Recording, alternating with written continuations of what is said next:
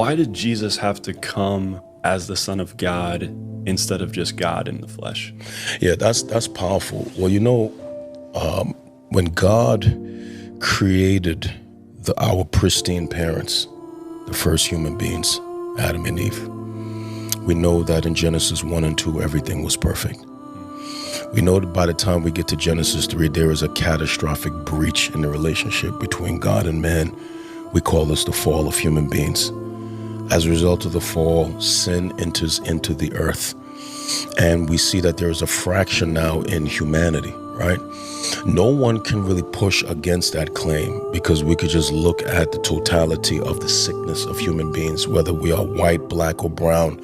All human beings are struggling with the same sickness. We have been infected by sin. It is the source of all of our insecurities, our shame, our failure, our relational tension. It is the source of wars, poverty, sickness, and disease. It has infected human beings. It has infected all of creation, right? And because God is holy, he demands a payment for sin. His payment for sin is blood. And so what does God do?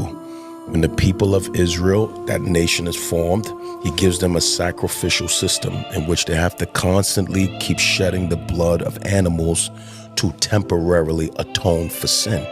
God's payment for sin is that blood must be shed. Wow. So for thousands of years, you have these Israelites shedding the blood of animals as a temporary atonement for sin. That was a foreshadow of what Christ would do.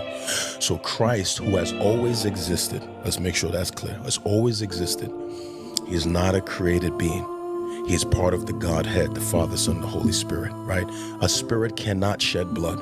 So Christ, who has always existed, had to take on a physical human body, borrowed a womb of a virgin. And now that he has a physical body, now that body could be mutilated and the blood from that body can be shed so that atonement can be made for the sins of the whole world, in which you and I who are saved now, we reap the righteousness of that atonement. So Christ could not come as God. He had to come as a physical man because blood had to be shed to pay the price for sin. Yo, that nigga just snapped.